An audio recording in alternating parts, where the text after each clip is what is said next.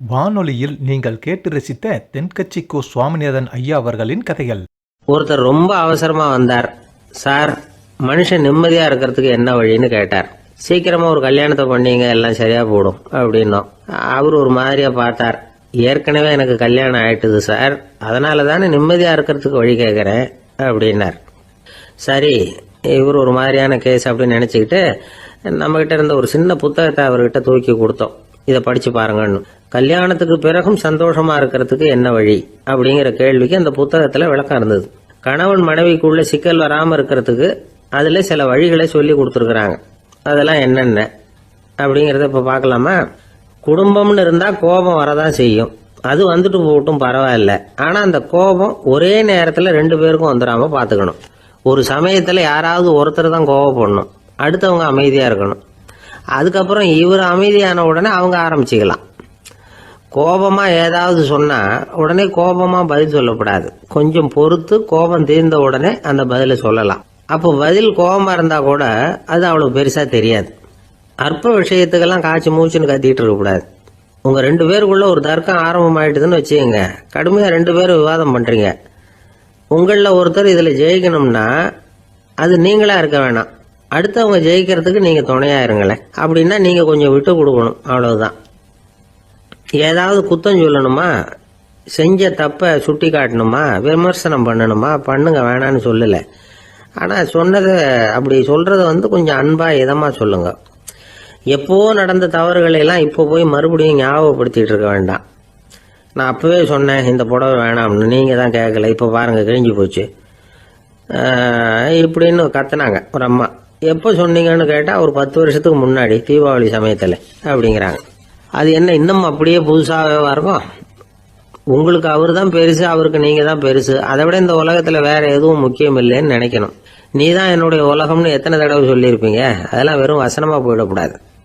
ஏதாவது ஒரு பிரச்சனையை பத்தி கடுமையா விவாதம் பண்ணிட்டு இருக்கீங்க, அதை அப்படியே பாதியில விட்டுட்டு படுக்கைக்கு போயிடக்கூடாது.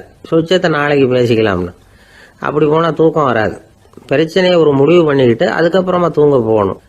ஒரு நாள்ல ஒரு தடவையாவது உங்க ஜோடியை பாராட்டி நல்ல விதமா கனிவா ஒரு வார்த்தை சொல்லணும் அப்படின்னு தீர்மானம் பண்ணீங்க. ஏதாவது தப்பு பண்ணிவிட்டீங்கன்னா பரவாயில்ல, அதை ஒத்துக்கிறதுக்கும் மன்னிப்பு கேட்கறதுக்கும் தயாரா இருக்கணும். அது ஒன்றும் கேவலம் கிடையாது. வீட்டுக்குள்ள தானே கேட்க போறீங்க, வெளியில யாருக்கு தெரிய போதும்? எப்படியோ உங்களுக்குள்ள ஒரு சமரசம் ஆனா சரிதான். ஒரு தகராறுன்னு எடுத்துக்கிட்டா குறைஞ்சபட்சம் அதுக்கு 2 பேர் தேவை. தனியாவே உட்காந்துக்கிட்டு நான் இப்ப தகராறு பண்ணிட்டு இருக்கிறேன் அப்படின்னு யாரும் சொல்ல முடியாது. 2 பேர் தகராறு பண்றாங்கன்னா பொதுவா அந்த 2 பேர்ல யாரு அதிகமா பேசுறாங்களோ அவங்க பேர்ல தான் தப்பு இருக்கும். அதை மனசுல வச்சுக்கணும். இதெல்லாம் தான் அந்த புத்தகத்துல போட்டிருக்கிற வழிமுறைகள். இவ்வளவும் சரியா வரலன்னா அப்புறமா சொல்லுங்க, வேற புத்தகம் ஏதாவது இருக்கான்னு தேடுவோம். ஒரு கணவன் தன்னுடைய மனைவியை அழைச்சிட்டு ஒரு மனோதத்துவ டாக்டர் கிட்ட வந்தாரா. டாக்டர், எங்களுக்கு கல்யாணம் ஆகி 30 வருஷ காலமா நாங்க ஒரு விஷயத்துல கூட ஒத்து போனதில்லை அப்படின்னு ஆரம்பிச்சார். உடனே அந்த அம்மா குறுக்கிட்டு, அது 30 வருஷம் இல்ல 32 வருஷம் அப்படின்னாங்களாம். இந்த உலகமே ஒரு நாடக மேடை, நாம எல்லாரும் நடிகர்கள். இது ஞானிகள் சொல்றது. இது ஒரு பக்கம் இருக்கட்டும். இந்த உலகத்துக்குள்ள எத்தனையோ நாடக மேடைகள், எத்தனையோ நடிகர்கள், எத்தனையோ நாடகங்கள். இதெல்லாம் எப்படி ஆரம்பமாச்சு? அதுதான் இன்னைக்கு தகவல். அதாவது ஆதி மனிதன் பேச ஆரம்பிக்கிறதுக்கு முன்னாடி சைகையாலேயே எல்லாத்தையும் சொல்லிட்டு இருந்தான். அதனால அப்பவே நடிப்பு ஆரம்பமாயிட்டுது. முதல்ல ஒரு வேட்டையத்தான் அவன் நடிச்சு காட்டியிருப்பான். இவன் எப்படி போனான், எதிரில் மிருகம் எப்படி வந்தது, அதோட எப்படி சண்டை போட்டான், எப்படி அடிச்சு கொண்டுட்டு வந்தான், இதை அப்படியே மற்றவங்களுக்கு நடிச்சு காட்டியிருப்பான். ஏன்னா மொழி கிடையாது. இந்த காலத்துல எல்லாம் நாடகங்கள்ல நடிக்கிறவங்கள நடிகர்கள்ங்கிறோம். ஒரு காலத்துல இவங்களுக்கு என்ன பேரு தெரியுமா? திஸ்பியர்கள் அப்படின்னு பேராம். இதுக்கு காரணம் உண்டு. அதாவது 2000 வருஷத்துக்கு முன்னாடி கிரீஸ் நாட்டுல திசிபியஸ் அப்படின்னு ஒரு ஆள் இருந்தான். அவன் ஒரு பெரிய நாடக கலைஞன். அவன் சில இளைஞர்களை சேர்த்துக்கிட்டான், பயிற்சி கொடுத்தான், நாடக குழுவை உருவாக்கினான். நடிகர்களையும் நாடகத்துக்கு தேவையான பொருள்களையும் ஏற்றிக்கிட்டு போறதுக்கு ஒரு வண்டியையும் தயார் பண்ணான். அந்த வண்டியிலேயே அவன் கிரேக்க நாடு பூராவும் சுத்தினான். ஊர் ஊரா நாடகம் போட்டான். ஒரு ஊருக்கு போனதும் அங்க நாடகம் நடத்த தியேட்டர் இருக்கா அப்படிங்கன்னு எல்லாம் பாக்குறது இல்ல அவன். ஏன்னா அப்போலாம் தியேட்டர்னா என்னன்னு தெரியாது. நாடகம்னா அது ஒரு மூடிய கொட்டைக்குள்ளதான் நடத்தணுங்கிறது அப்ப யாருக்குமே தோணல. இந்த வண்டி போகும், அதுவே ஒரு பகுதி அப்படியே ஒரு மேடை மாதிரி விரிச்சுக்கும். அதில் ஏறி நின்றுக்கிட்டு நாடகத்தை நடித்து காட்டுவாங்களாம். மக்கள்லாம் எதிரில் தரையில் உட்காந்து அதை பார்த்துக்கிட்டு இருக்கிறது. உலகத்தின் முதல் நடமாடும் தியேட்டர் இதுதானா. இந்த திசைபிஎஸ் தான் முதலாக உலகத்தில் நாடகம்ங்கிற பொழுதுபோக்கை நடத்தி காட்டினவன் அப்படின்னு சொல்கிறாங்க.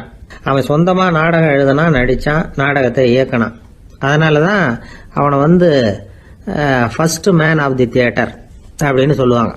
அவன் தான் நாடக மேடையின் முன்னோடி. கிரேக்கர் காலத்திலேயே நாடக ஆசிரியர்கள், நடிகர்கள், ரசிகர்கள் இவங்கெல்லாம் உருவாயிட்டாங்களாம். நாடகத்தின் சரித்திரத்தில் இந்த 3 பிரிவும் ரொம்ப முக்கியம். அதாவது கிரேக்க தியேட்டர்கள்லாம் திறந்த வெளி மேடைகள் தான். பெரும்பாலும் மலைச்சரிவுகள், அதுவே படிப்படியாக பண்ணியிருப்பாங்க. கீழே அரைவட்ட வடிவில் மேடை, அதுக்கு ஆர்கெஸ்ட்ரான்னு பேர். பிற்காலத்தில் இதில் உட்காந்து இசைக்குழுவினர் வாய்ச்சதுனால இசைக்குழுவுக்கே ஆர்கெஸ்ட்ராங்கிற பேர் வந்துட்டுது. இப்போ கிரேக்க தியேட்டர்களில் ஒன்று, அதோட காலம் கிமு 340. அதை இன்னமும் பாதுகாத்து வச்சிருக்கிறாங்களாம். எபிடாரஸ் அப்படிங்கிற இடத்துல அது இருக்குதான். இன்னமும் அந்த தியேட்டரை பயன்படுத்திட்டு வர்றாங்களாம். சிறந்த கிரேக்க நாடகங்கள்லாம் அங்கே நடிக்கிறாங்களாம். ஆரம்ப காலத்திலேயே கட்டணம் கிடையாது. அப்புறம் பின்னாடி தான் நுழைவு கட்டணம்லாம் அப்படியே வந்துட்டு தான். நடிகர்கள் பளபளப்பான ஆடைகள் உடுத்தியிருப்பாங்களாம். இந்த குதிகால் உயர்ந்த காலணிகள் போட்டிருப்பாங்களாம். இதெல்லாம் பழைய குறிப்புகள். பலவிதமான உருவங்களில் மாஸ்க் அப்படின்னு சொல்லப்படுற முகமூடி. அதனால ஒரே நடிகர் பல வேடங்களில் நடிக்கிறது உண்டான். ஆரம்பத்தில் பெண் நடிகர்கள் கிடையாது, எல்லாம் ஆண் நடிகர்கள் தான். ரோமானியர்கள் தான் முதல் நிரந்தர நாடக மேடையை கட்டினவங்க. அதுதான் முதல் தியேட்டர். கிமு 1048 காலகட்டத்தில் பாம்பிங்கிற நகரத்தில் அதை கட்டியிருக்கிறாங்களாம். கிரேக்க ரோமானிய தியேட்டர்களின் அடிப்படையிலேயே இந்த இத்தாலிய வடிவ அமைப்பாளர்கள் இந்த குதிரை லாட வடிவில் ஒரு ஆடிட்டோரியத்தை உருவாக்கினாங்களாம். இப்படி அதை பற்றி நிறைய தகவல் இருக்குது. 1576 லண்டனில் இந்த வின்ஸ்பர்ரி, அப்புறம் இந்த பில்ட்ஸில், அப்புறம் ஜேம்ஸ் இப்படிங்கிறவர் முயற்சியால் தான் இங்கிலாந்தில் முதல் தியேட்டர் உருவாச்சான். அப்படி ஒருத்தர் இருந்தாராம். உலக நாடக மேடையின் வரலாறு இதுதான். அதாவது இப்பெல்லாம் அறிவியல் வளர்ச்சி அதிகமாயிட்டுது. திரைப்படம், தொலைக்காட்சி எல்லாம் வந்தாச்சு. ஒவ்வொரு வீடுமே ஒரு குட்டி தியேட்டர் மாதிரி ஆயிட்டுது. தொலைக்காட்சி முன்னாடி உட்காந்து எழுந்திருக்கவே மனசு வர்றதில்லை. ஒரு அம்மா ஒரு மனோதத்துவ டாக்டரை தேடிட்டு வந்தாங்களாம் இந்த காலத்தில். டாக்டர், எங்கள் வீட்டுக்காரர் எப்போ பார்த்தாலும் டிவி முன்னாடி உட்காந்துக்கிட்டு அதையே வெறிச்சு பார்த்துக்கிட்டு இருக்கிறார், ஒத்து பார்த்துக்கிட்டு இருக்கார், எனக்கு சந்தேகமாக இருக்குன்னாங்களாம். இது மனக்கோளாறு இல்லைங்க, ஆர்வ கோளாறு, அவ்வளவுதான். இதுக்காக பயப்படாதீங்கன்னாராம் டாக்டர். அப்படி இல்லை டாக்டர், டிவி ஓடும் பொழுது நாம எல்லாம் அதை பார்க்குறோம் சரி, ஆனால் அவர் அப்படி இல்லை, டிவியை நிறுத்தினதுக்கு அப்புறமும் அதையே ஒத்து பார்த்துட்டு உட்காந்துருக்கிறார், அதனால தான் சந்தேகப்பட்டு உங்ககிட்ட வந்தேன் அப்படின்னாங்களாம். ஒரு அரசனும் அமைச்சரும் ஒரு நாள் ரொம்ப சாவகாசமாக பேசிக்கிட்டு இருந்தாங்களாம். அரசன் அமைச்சரை பார்த்து ஒரு கேள்வி கேட்டிருக்கார். ஏங்க அமைச்சரே, ஆசை இல்லாத ஒரு மனுஷனால இருக்க முடியுமா அப்படின்னு.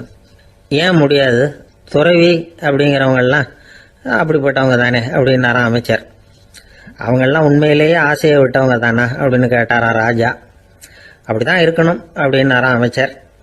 அப்படின்னா ஆசையே இல்லாத ஒரு உண்மையான துறவியை நான் பார்க்கணுமேன்னார். அது என்ன பிரமாதம், அதுக்கு நான் ஏற்பாடு பண்ணுறேன் அப்படின்னு விட்டார் இவர். சொல்லிவிட்டு உடனே புறப்பட்டு போனார். அங்கே தேடினார். அப்புறம் தான் அவருக்கு புரிஞ்சுது உண்மை துறவியை கண்டுபிடிக்கிறது எவ்வளவு கஷ்டமான காரியம்னு. இருந்தாலும் ராஜா கிட்ட சொல்லியாச்சே உண்மை துறவியை காட்டுறேன்னு. இப்போ என்ன பண்ணுறது, ராஜா கிட்ட சொன்னபடி நடக்கலைன்னா அவருக்கு கோபம் வந்துடும். அமைச்சர் ஒரு யோசனை பண்ணார். அவருக்கு ஒரு வழி தெரிஞ்சுது. அதுதான் சரின்னு முடிவு பண்ணார். அதாவது அந்த ஊரில் அவருக்கு தெரிஞ்ச நாடக நடிகர் ஒருத்தர் இருக்கிறார், நல்லா நடிப்பார். அவரை போய் பார்த்தார். இதை பாருப்பா, எனக்காக நீ ஒரு காரியம் செய்யணும்னார். என்னன்னு கேட்டார் அவர். நீ ஒரு துறவி மாதிரி கொஞ்ச நேரத்துக்கு நடிக்கணும். ராஜா உன்னை பார்த்துட்டு போகிற வரைக்கும் நடி, அது போதும். அதுக்காக உனக்கு 10,000 ரூபா தரேன் அப்படின்னார். அவர் எந்த காலத்தில் இவ்வளவு பணத்தை மொத்தமாக பார்த்துருக்கார். அதனால் உடனே சரின்னு ஒத்துக்கிட்டார். அமைச்சர் அரண்மனைக்கு திரும்பி வந்தார். என்ன அமைச்சரே, இன்னுமா ஒரு உண்மையான துறவி கிடைக்கலன்னார். உண்மையான துறவி ஒருத்தரை இப்போ தான் கொஞ்ச நேரத்துக்கு முன்னாடி பார்த்து பேசிவிட்டு வர்றேன். அவர் நம்ம ஊருக்கு வெளியில் குளத்தங்கரையில் உள்ள ஒரு ஆலமரத்துக்கு அடியில் உட்காந்துருக்கிறார் அப்படின்னார் இவர். அப்படின்னா உடனே புறப்படுங்க அப்படின்னார் ராஜா. பரிவாரங்களோடு புறப்பட்டார். அங்கே அந்த மரத்தடியில் அந்த ஆள் வேஷம் போட்டுக்கிட்டு துறவி மாதிரி உட்காந்துருக்கிறான். ராஜா நேராக போனார். அந்த துறவி காலில் பொத்துன்னு விழுந்து வணங்கினார். உடனே ராணியும் அவர் காலில் விழுந்தாங்க. அடுத்தபடியாக அமைச்சர் விழுந்தார். அவருக்கு தெரியும் இது நம்ம ஆள் தான்னு. இருந்தாலும் என்ன பண்ணுறது, நேரம். அப்புறம் பரிவாரங்கள்லாம் துறவி காலில் விழுந்து ஆசீர்வாதம் வாங்கிட்டாங்க. ராஜா அப்புறமா தங்கத்தட்டுல பொன்னையும் பொருளையும் வச்சு அந்த துறவிகிட்ட ரொம்ப பணிவா நீட்டுறார். தாங்கள் தயவு பண்ணி இதை ஏத்துக்கணும் அப்படின்னு வேண்டிக்கிட்டார். அந்த துறவி பற்று இல்லாம அதை பார்த்தார். எல்லாத்தையும் திறந்துட்ட எனக்கு இதெல்லாம் எதுக்காக அப்படின்னு சொல்லி அதை மறுத்துட்டாராம். ஆஹா, உண்மையான துறவியை பார்த்துட்டோம் அப்படிங்கிற ஆனந்தம் அரசருக்கு. ரொம்ப நிம்மதியா திருப்தியா திரும்பி வந்தார் அரண்மனைக்கு. அதுக்கப்புறம் அமைச்சர் யாருக்கும் தெரியாம அந்த துறவிகிட்ட ஓடினார். சொன்ன பிரகாரம் பணத்தை நீட்டினார். இந்தப்பா, நான் உங்ககிட்ட சொன்னபடி 10,000 ரூபா பணம் எடுத்துக்கோ அப்படின்னார். அந்த ஆள் ராஜா கிட்ட சொன்னது மாதிரியே எல்லாத்தையும் திறந்துட்டோம் எனக்கு இதெல்லாம் எதுக்காக வேணாம் அப்படின்னு விட்டாராம். நடிச்ச வரைக்கும் போதும்பா, இனிமே இந்த நாடக வசனம்லாம் வேணாம், வேஷத்தை கலைச்சுரு, பணத்தை வாங்கிக்கொண்டார். இல்லைங்க, இது வேஷம் இல்லை, இது வசனமும் இல்லை, இது உண்மை. கொஞ்ச நேரம் துறவி மாதிரி நடிச்சதுக்கே இந்த தேசத்து ராஜா ராணி அமைச்சர் பரிவாரங்கள் எல்லாம் என் காலில் விழுந்து வணங்குறாங்க.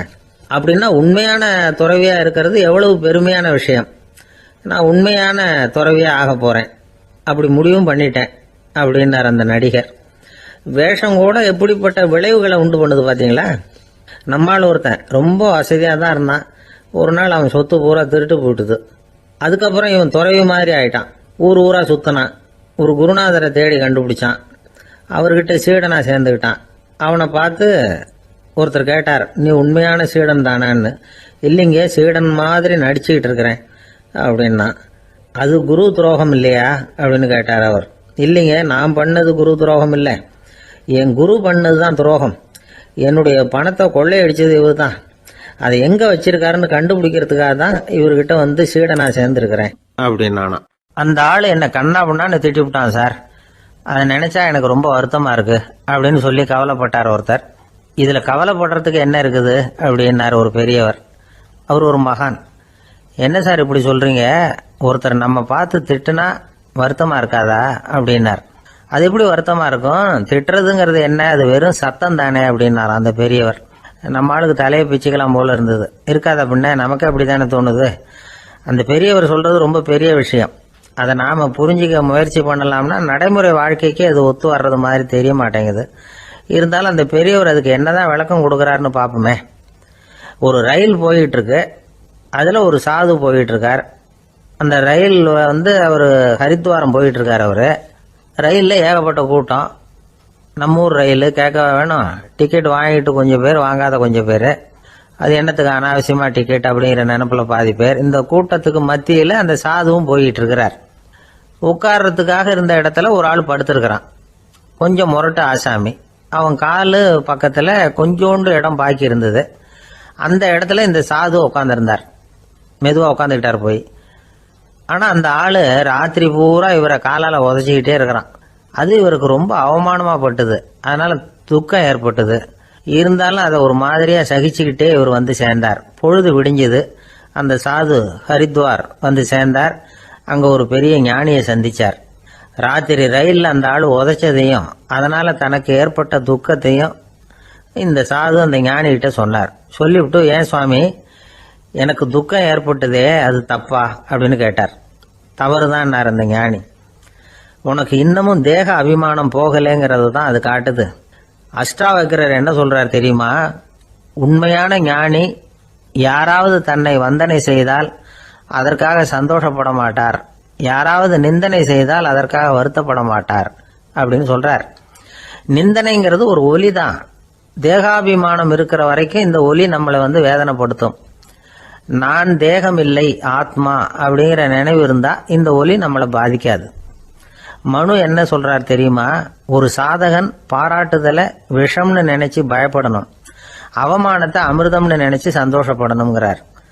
அவமானப்பட்டா கவலைப்படாம எப்படி இருக்க முடியும் அப்படின்னு தான் நமக்கு தோணும். அதனாலதான் நம்மள யாரும் இதுக்கு உதாரணமா யாரையும் காட்ட முடியல. புத்தரையும் கபீரையும் உதாரணமா காட்டுறாங்க. அவங்களுக்கெல்லாம் அவமானம் ஏற்பட்டப்போ கவலையே படலையாம். புத்தரை வந்து அவமானப்படுத்தணுங்கிறதுக்காக கௌசாம்பி ராணி ஒரு இளம் பெண்ணை கொலை பண்ணி சடலத்தை புத்தர் குடிசைக்கு முன்னாடி போட சொன்னார். போட்டாங்க. புத்தர் தான் அந்த பொண்ணை கெடுத்து கொலை பண்ணி விட்டாருன்னு எல்லாரும் நினைச்சாங்க. ஆனா புத்தர் இதை பத்தி கவலையே படல. அப்புறமா உண்மை தெரிஞ்சதும் புத்தர் புகழ் இன்னும் அதிகமாயிட்டது. ஒரு பெரிய சபையில ஒரு மோசமான பொண்ணு நுழைஞ்சு தனக்கும் கபீருக்கும் சம்பந்தம் உண்டுன்னு சொன்னா. கபீர் கவலைப்படலை. அவங்க மாதிரியெல்லாம் நாமளும் இருக்க கத்துக்கணும். நிந்தனை, அபகீர்த்தி, அவமானம் எல்லாம் ஆண்டவன் கொடுக்கிற பிரசாதம்னு நினைக்கணும் அப்படின்னு சொல்றார் அந்த ஞானி. இதை கேட்ட இந்த காலத்து ஆசாமி ஒருத்தர், நான் கூட அப்படிதான் சார், யாராவது அவமானப்படுத்தினா கவலைப்பட மாட்டேன். நேத்து கூட ஒருத்தர் என்ன பலார்னு அரைஞ்சுட்டார், நான் கொஞ்சம் கூட கவலைப்படலை, பேசாம வந்துட்டேன்னார். ஏன் அப்படி வந்துட்டீங்க அப்படின்னு. அவர் அரைஞ்சதுலேயும் ஒரு அர்த்தம் இருந்தது, அதனால தான் அப்படி வந்துட்டேன்னார். ஏன் அரைஞ்சாருன்னு கேட்டேன். 10 வருஷத்துக்கு முன்னாடி 15 ரூபா அவர்கிட்ட கடன் வாங்கினேன், அதை கேட்டு கேட்டு பார்த்துட்டு கடைசியாக தான் அரைஞ்சார் அப்படின்னார். ஆண்டவனுடைய பிரசாதம் இவருக்கு அடிக்கடி கிடைக்கும் போல இருக்கு. அம்மாக்காரங்களுக்கு அடிக்கடி ஏற்படுற கவலை ஒன்று உண்டு. அதாவது குழந்தை சரியா சாப்பிட மாட்டேங்குதே அப்படிங்கிற கவலை. இவங்கெல்லாம் ஒரு விஷயத்த நல்லா புரிஞ்சுக்கணும். குழந்தைகள்ங்கிறவங்க பெரியவங்க மாதிரி இல்லை. அவங்க கடிகாரத்துல மணியை பார்த்துட்டு சாப்பிட்றதுக்கு உட்கார்ற ரகம் கிடையாது. பசிச்சா சாப்பிடுவாங்க, இல்லைன்னா விளையாடுவாங்க அல்லது தூங்குவாங்க. அது புரியாம அவங்கள கட்டாயப்படுத்தி அல்லது மிரட்டி சாப்பிட வைக்கிறது ரொம்ப தப்பு. ஒரு 8 மாச குழந்தைக்கு 3 மணி நேரத்துக்கு ஒரு தடவை பசிக்கும். அந்த நேரம் பார்த்து சாப்பாடு கொடுத்தா அடம் பண்ணாம அது பாட்டுக்கு சாப்பிட்றோம். அதே குழந்தைக்கு 1 வயசு ஆகிறப்போ 4 மணி நேரத்துக்கு ஒரு தடவை பசிக்கும். இந்த வயசுல இயற்கையாவே பசி குறைஞ்சிருக்கும். அது புரியாம என் குழந்தை முன்னாடி மாதிரி இப்ப சரியா சாப்பிட மாட்டேங்கிறான் அப்படின்னு சில பேர் டாக்டர் கிட்ட போய் சொல்லிக்கிட்டு இருப்பாங்க. இன்னொரு விஷயம், ஒரு குழந்தைக்கு வயசு அதிகமாகிற வேகத்துக்கு உடம்பு எடையும் அதிகமாகிக்கிட்டே போவாது. உடம்பு எடை அதிகமாகிற வேகம் குறைஞ்சிக்கிட்டே வரும். 6 மாச குழந்தைக்கு ஒரு வாரத்துல 150 கிராம் எடை கூடும். ஒரு வயசுல வாரத்துக்கு 71 கிராம் எடை கூடும். இது புரியாம அதிகமா சாப்பாட்டை கொடுத்து குழந்தைய கஷ்டப்படுத்தக்கூடாது. ஏன்னா அளவுக்கு மீறின உணவு அஜீரணத்தை உண்டு பண்ணிவிடும். குழந்தைக்கு ஒரு தட்டுல கொஞ்சமா ஆகாரத்தை வச்சு கொண்டுட்டு போய் கொடுக்கணும். மலை மாதிரி குவிச்சு வச்சா அதை பார்த்ததுமே பசி அடங்கி போயிடும். அடிச்சு மிரட்டி பயமுறுத்தி குழந்தைய சாப்பிட வைக்கிற பழக்கம் இருக்கு பாருங்க, அதுக்கு ஃபுட் ஃபோர்சிங் அப்படின்னு பேரு. இப்படி பண்ணுனா குழந்தைக்கு சாப்பாட்டுல விருப்பம் குறைஞ்சிரும், அதை கண்டாவே வெறுக்க ஆரம்பிச்சிரும். அது மாதிரி உளம் சார்ந்த பசி குறைவு, சைக்கோஜெனிக் அனோரெக்சியா, அது ஏற்படுமா. சாப்பாடுங்கிறதே ஒரு தண்டனை மாதிரி தோணும். குழந்தைகளுக்கு பிடிச்ச மாதிரியான ஆகாரத்தை கொடுக்கணும். சத்து அதிகம் இருக்குங்கிறதுக்காக அதுக்கு பிடிக்காத ஆகாரத்தை கொடுத்து கட்டாயப்படுத்தக்கூடாது. குழந்தைகளுக்கு 2 வயசு ஆகிறப்போ இயற்கையாகவே எதிர்மறை குணம் உண்டாகும். அதாவது அந்த எதிர்மறையா பேசுறது. இது மாதிரி சமயங்கள்ல நாம என்ன சொல்றோமோ அதுக்கு நேர்மாறா நடந்துக்கும். ஏட்டிக்கு போட்டி. சாப்பிட சொன்னா விளையாட போவோம், விளையாட சொன்னா சாப்பாடு கேட்கும். இதை புரிஞ்சுக்கிட்டு நடந்துக்கணும். குழந்தை சொன்ன பேச்சை கேட்கலேன்னு கோவப்படக்கூடாது. குழந்தை வளர வளர பிடிவாத குணம் வர்றது சகஜம். கேட்டதை வாங்கி கொடுத்தாதான் சாப்பிடுவேன் அப்படின்னு பிடிவாதம் பண்ணும். வாங்கி கொடுத்து விடுறது தான் உத்தமம். நீங்களும் அதுகிட்ட பிடிவாதம் பண்ணிட்டு இருக்கக்கூடாது. ஏன்னா கேட்டது கிடைக்கலையேங்கிற ஏமாற்றம் கூட குழந்தையோட பசியை குறைச்சிரும். கேட்டது கிடைச்சுட்டா பசி அதிகமாகும். கொடுத்ததை மளமளன்னு சாப்பிட்றோம். குழந்தைகளுக்கு கண்ட கண்ட நேரத்தில் சாப்பிட்றதுக்கு எதையாவது வாங்கி கொடுத்துக்கிட்டு இருந்தா சாப்பாட்டு நேரத்தில் சாப்பிடாம அடம் பண்ண ஆரம்பிச்சிடும். பள்ளிக்கூடம் போகிற பிள்ளைங்க காலை உணவை சரியாக சாப்பிட மாட்டாங்க. அச்சம், அவசரம், பரபரப்பு இதெல்லாம் தான் காரணம். பள்ளிக்கு புறப்படுறதுக்கு ஒரு 3/4 மணி நேரத்துக்கு முன்னாடியே சாப்பாடு போட்டுருங்க, அது சரியாக போடும். படிக்கிற குழந்தைகள் உடல் சோர்வு, மனச்சோர்வு இது காரணமாக கூட சாப்பிட மறுக்கிறது உண்டு. இப்போ உதாரணமாக சாயந்தரம் விளையாடி விட்டு வீட்டுக்கு வந்ததும் சாப்பிட சொன்னால் வேணாம்பாங்க. இது உடல் சோர்வு. ரொம்ப நேரம் வீட்டு பாடங்களை செஞ்சு முடிச்ச கையோடு சாப்பிட சொன்னாலும் அவங்களால சரியாக சாப்பிட முடியாது. இது உளச்சோர்வு, அதாவது மனச்சோர்வு. இதை தவிர குழந்தைகளுக்கு உடல் நலக்குறைவு ஏற்பட்டால் கூட சாப்பிட மறுக்கிறது உண்டு. சில மருந்து மாத்திரைகள் கூட பசியை குறைச்சிரும். அதனால சரியாக தெரிஞ்சுக்கிட்டு குழந்தைகளை சாப்பிட வைக்கணும். அது புரியாமல் கையில் சாப்பாட்டு தட்டை வச்சுக்கிட்டு குழந்தைகளை விரட்டிக்கிட்டு அலையக்கூடாது. ஒரு சின்ன பையன் சொன்னான், எங்கள் அம்மா சாப்பாடு போடுறது தெரிஞ்சா நான் உடனே வீட்டை விட்டு வெளியில் ஓடி போடுவேன் அப்படின்னா. ஏன் அப்படி பண்ணுறேன்னு கேட்டோம். எங்கள் அப்பா கூட அது மாதிரி தான் சார் பண்ணுவார் அப்படிங்கிறான். ஒரு ஊரில் ஒரு ராஜா இருந்தார். பெரிய அரண்மனையில் தான் இருக்கிறார். எல்லா வசதியும் இருந்தது. இருந்தாலும் அவர் எல்லாரும் சொல்கிறது எப்படி தெரியுமா, பிச்சைக்கார ராஜா. அப்படி ஒரு பேர் அவருக்கு நிலைச்சு போச்சு. ஜனங்களும் சரி, மற்ற தேசங்களில் உள்ளவங்களும் சரி, அவர் அந்த பேர் சொல்லியே குறிப்பிடுறது வழக்கமாக போட்டுது. இது அவருக்கு ரொம்ப கவலையாக போச்சு. என்ன இது, நம்மளை தேடி வர்றவங்களுக்கெல்லாம் நாம் சோறு போடுறோம், நம்ம புகழ்ந்து பாடல் ஏற்றி கொண்டு வர்ற புலவர்களுக்கெல்லாம் அவங்க எப்படி வந்தாலும் ஒருவேளை சோறு போடணுங்கிறது உத்தரவு. இவ்வளவுலாம் செஞ்சும் நம்மளை போய் பிச்சைக்கார ராஜான்னு எல்லாரும் சொல்கிறாங்களே, அது ஏன், எதுக்காக இப்படி சொல்கிறாங்க? இதுதான் ராஜாவுக்கு குழப்பம். சரி, இதை பற்றி நம்ம அமைச்சர்கள் கிட்ட கேட்கலாமா அப்படின்னு யோசனை பண்ணார். இந்த விஷயத்தை போய் அவங்க கிட்ட எப்படி கேட்கறதுன்னு அவருக்கு தயக்கமாக இருந்தது. கௌரவ குறைச்சலாக தெரிஞ்சுது அவருக்கு. சரி, சாதாரண குடிமக்கள் கிட்ட இதை பற்றி கேட்கலாமா அப்படின்னு யோசனை பண்ணார். கேட்கலாம், ஆனால் அவங்க யாரும் ராஜா முன்னாடி வந்து நின்று தைரியமாக பேசக்கூடிய அளவுக்கு இல்லை. ராஜாவோட குழப்பம் நாளுக்கு நாள் அதிகமாக போச்சு. கடைசியாக அவர் ஒரு முடிவுக்கு வந்தார். அதாவது இதை பற்றி ஒரு பிச்சைக்காரங்கிட்டே கேட்டு பார்த்துட்டா என்ன. இதுதான் அவர் பண்ண முடிவு. உடனே மாறு வேஷம் போட்டுக்கிட்டு நகர்வலம் போனார். ஒரு பிச்சைக்காரனை கண்டுபிடிச்சார். இதை பாருப்பா, நம்ம ராஜாவை எல்லாரும் பிச்சைக்கார ராஜான்னே சொல்கிறாங்களே, அதுக்கு என்ன காரணமாக இருக்கும் அப்படின்னு கேட்டார். அதுக்கு அவன் சொல்கிறான், இதுக்கான பதிலை இன்னும் ஒரு 30 நாளில் சொல்கிறேன் அப்படின்னா. உடனே இவருக்கு சந்தோஷம். உண்மையை அவங்ககிட்ட சொன்னார். நான் வேற யாரும் இல்லை, நான் தான் இந்த நாட்டு ராஜா. இப்போ நீ என் கூடவே வந்துடு, அரண்மனையிலேயே தங்கிக்கோ. 30 நாள் கழித்து எனக்கு பதில் சொல்லிவிட்டு அதுக்கப்புறமா நீ போகலாம் அப்படின்னு சொல்லி அழைச்சிட்டு வந்துட்டார். அரண்மனையில் ஒரு மூலையில் அவன் தங்கறதுக்கு இடம் கொடுத்தார். தினம் 2 வேளையும் இவனுக்கு சோறு போடுங்க அப்படின்னு உத்தரவு போட்டார். ராஜா கொடுத்த இடத்துல போய் உக்காந்துக்கிட்டான் அந்த பிச்சைக்காரன். தினமும் அந்த அரண்மனையில் நடக்கிறதையெல்லாம் கவனிச்சுக்கிட்டு வந்தான். வேளைக்கு சாப்பாடு வரும், சாப்பிட்டுக்கிட்டு இருக்கான். இப்படி 30 நாள் முடிஞ்சுது. ராஜா வந்தார். என்ன, என்னோட கேள்விக்கு பதில் என்னன்னு கண்டுபிடிச்சிட்டியான்னார். கண்டுபிடிச்சிட்டேன்னா. என்ன எல்லாரும் பிச்சைக்கார ராஜான்னு சொல்கிறாங்களே, அது நியாயமாக படுதா உனக்குன்னு கேட்டார். நியாயமாக தான் படுது, சந்தேகம் இல்லாமல் நீங்கள் பிச்சைக்கார ராஜா தான். என்னதான் நீங்கள் வசதியோடவும் படைபலத்தோடவும் இருந்தால் கூட நீங்கள் எங்கள் வர்க்கத்தை சேர்ந்த ஆசாமி தான் அப்படின்னு அடித்து சொல்லிவிட்டான் அந்த ஆள். எதனால் அப்படி சொல்கிறேன்னு கேட்டார் இவர். அரசே, ஒரு உண்மையை கண்டுபிடிச்சி சொல்கிறதா நான் உங்ககிட்ட சொன்னேன். நீங்கள் ராஜ பரம்பரைன்னா உடனே உங்கள் கழுத்தில் கிடக்கிற முத்து மாலையை கழட்டி பரிசாக கொடுத்துருப்பீங்க, பொண்ணையும் மணியையும் கொடுத்துருப்பீங்க. ஆனால் நீங்கள் அப்படி செய்யலை. என்னை ஒரு மூலையில் உட்கார வச்சு 2 வேளை சோறு போட சொன்னீங்க. உங்களை தேடி யார் வந்தாலும், யார் வந்து பாராட்டி பேசினாலும் அல்லது பிரச்சனைகளை சொன்னாலும் நீங்கள் செய்கிற ஒரே காரியம் சோறு போடுறது தான். பிச்சைக்காரனுக்கு சோறு மட்டும்தான் உலகம். உங்கள் விஷயத்திலையும் நீங்கள் அப்படி தான் நினைக்கிறதாக தெரியுது. நல்லா கவனிங்க. எந்த ஒரு பிரச்சனைக்கும் சோறு தான் முடிவுன்னு நினைக்கிறீங்க பாருங்க. நீங்கள் சந்தேகமில்லாத எங்களை சேர்ந்த ஆளு தான் அப்படின்னு விட்டான் அந்த பிச்சைக்காரன். அதுக்கப்புறம் தான் அந்த ராஜா தன்னுடைய தவறுகளை எல்லாம் தேர்த்திக்கிட்டாராம். பசின்னு வர்றவங்களுக்கு சோறு தான் போடணும், அது தப்பு இல்லை. பாராட்ட வர்றவங்களுக்கெல்லாம் சோத்தையே போட்டு அனுப்புனா இப்படி தான் பேர் வரும். எனக்கு தெரிஞ்ச ஒருத்தர் தினமும் யாராவது ஒருத்தரை தன் வீட்டுக்கு அழைச்சிட்டு போவார், சாப்பாடு போட்டு அனுப்புவார். முன்னறிவிப்பு இல்லாமல் திடீர்னு ஒரு விருந்தாளியோட வீட்டில் போய் இவர் நிற்கிறது வழக்கம். அந்த அம்மாவும் இவருக்காக தயார் பண்ணி வச்சிருந்ததை இவர் அழைச்சிட்டு வந்திருக்கிற விருந்தாளிக்கு போட்டுருவாங்க. விருந்தாளி சாப்பிட்டுட்டு போனதுக்கப்புறம் இவர் மனைவி கிட்ட உனக்கு சிரமம் வேணாம் அப்படின்னு சொல்லிவிட்டு பக்கத்தில் உள்ள ஒரு ஹோட்டலுக்கு போய் காசு கொடுத்து சாப்பிட்டுட்டு வந்துடுவார். பல நாள் இப்படி நடக்கும். ஒரு நாள் அவரை தனியாக கூப்பிட்டுக்கிட்டு போய் ஏன் இப்படி பண்ணுறீங்கன்னு கேட்டோம்.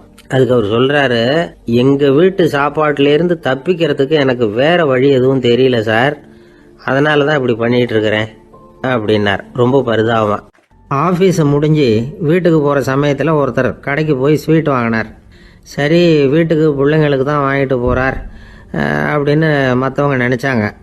அவர் அப்படி செய்யல. அந்த இடத்துலையே பொட்டலத்தை பிரித்தார். திருட மாதிரி அப்படியே சுற்றி ஒரு தரம் பார்த்துக்கிட்டார்.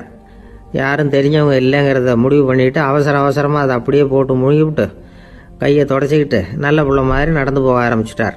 அவர் யாருன்னா, அவரோட பிரச்சனை எல்லாருக்கும் தெரியாது, சில பேருக்கு தான் தெரியும்.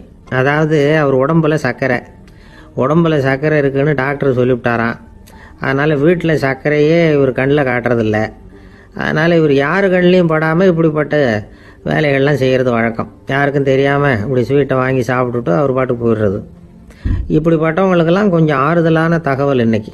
அது என்னென்னா, நாம் சாப்பிட்ற சர்க்கரைக்கும் நம்ம உடம்புல உள்ள சில கோளாறுகளுக்கும் அப்படி என்ன தான் சம்மந்தம் இருக்குது. இதை பற்றி சமீபத்தில் சில ஆராய்ச்சிகள்லாம் நடந்திருக்குது. ஏன்னா சர்க்கரைன்னாவே விஷம் மாதிரி அதை பார்க்குறவங்களும் சில பேர் உண்டு. சின்ன பிள்ளைங்களுக்கு வயத்தில் பூச்சி உண்டாகிறதுலேருந்து பெரியவங்களுக்கு நீரிழிவு வர்ற வரைக்கும் எல்லாத்துக்கும் சர்க்கரை தான் காரணம்னு சொல்லிகிட்டு இருக்கிறோம். ஆனால் அந்த அளவுக்கு பயப்பட வேண்டிய அவசியம் இல்லை அப்படின்னு சொல்கிறாங்க. சர்க்கரை வியாதி, இருதய நோய், பித்த நீர்ப்பை நோய், இதெல்லாம் சில நோய்கள்லாம் நாம் சாப்பிட்ற சர்க்கரைக்கும் தொடர்பு இருக்குன்னு நினைக்கிறோம். ஆனால் அப்படி சம்பந்தம் உண்டுங்கிறதுக்கு போதுமான அளவுக்கு ஆதாரம் இல்லை அப்படிங்கிறாங்க ஆராய்ச்சியாளர்கள். ஒரே ஒரு சம்பந்தம் தான் உறுதியாக இருக்குதான். அதுவும் இந்த பல் சிதைவு அப்படின்னு இருக்கு இல்லையா, அந்த சர்க்கரை சாப்பிட்றதுக்கும் இந்த பல் சிதைவுக்கும் சம்பந்தம் இருக்குது அப்படிங்கிறத மட்டும் உறுதியாக சொல்கிறாங்க. சர்க்கரைன்னா நாம் சாப்பிட்ற ஜீனி மட்டும் இல்லை, பழம், காய்கறி, பால், தேன், இப்படி எல்லாத்துலேயும் அது இருக்குது. கேரட்டு கொடுக்குற சத்தில் 88% சர்க்கரை, ஆப்பிள் கொடுக்குற சக்தியில் 95% சர்க்கரை. இது ஜீனி சர்க்கரை, இது ஆப்பிள் சர்க்கரை அப்படிங்கிற வித்தியாசம்லாம் உடம்புக்கு கிடையாது. ரெண்டுமே உடனடியாக சக்தி கொடுக்குது. ஒரு ஸ்பூன் சர்க்கரையில் 16 கலோரி தான் சத்து இருக்குது. அதிகமாக சர்க்கரை சாப்பிட்டா நீரிழிவு வந்துருங்கிறது தப்பான ஒரு அபிப்பிராயம். டயபெட்டிஸுங்கிறது ஒரு மெட்டபாலிக் டிசார்டர், அவ்வளவுதான். அதாவது நாம் சாப்பிட்ற சர்க்கரையை நம்ம உடம்பு திறமையாக உபயோகப்படுத்திக்க முடியல அப்படின்னு அர்த்தம். அதனால தான் அதிகமாக இனிப்பு வேணாம்னு சொல்கிறோம். ஏற்கனவே உடம்பால் முடியாத ஒன்றை மறுபடியும் அது தலையில் சுமத்தி அதிகமாக வேலை வாங்க வேணாமே அப்படிங்கிறதுக்காக தான். ஆகாரத்தில் அதிகமாக சர்க்கரை இருந்தால் அதனால் உடனே சர்க்கரை வியாதி வந்துடும்ங்கிறதுக்கு விஞ்ஞான ரீதியாக போதுமான ஆதாரம் இல்லை.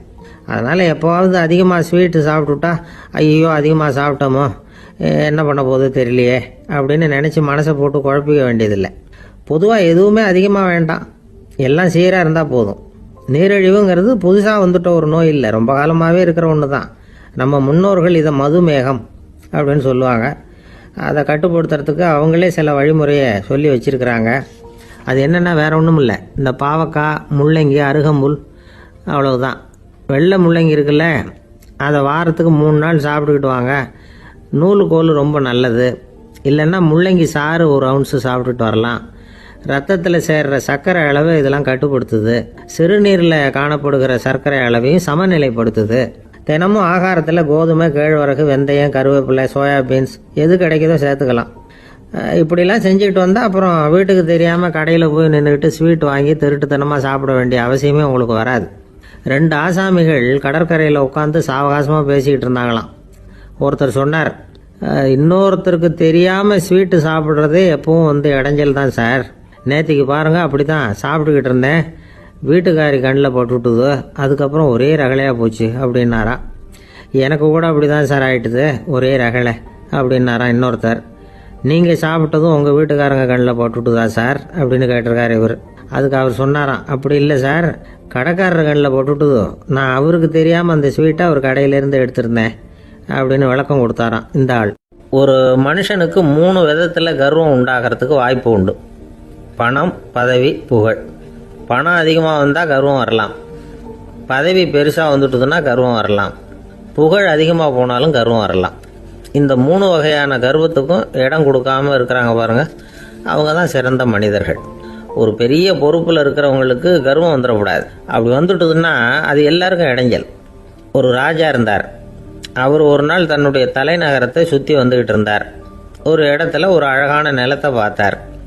ஆஹா, இந்த இடத்துல நமக்குன்னு ஒரு மாளிகையை கட்டினா எவ்வளோ நல்லா இருக்கும் அப்படின்னு நினச்சார்.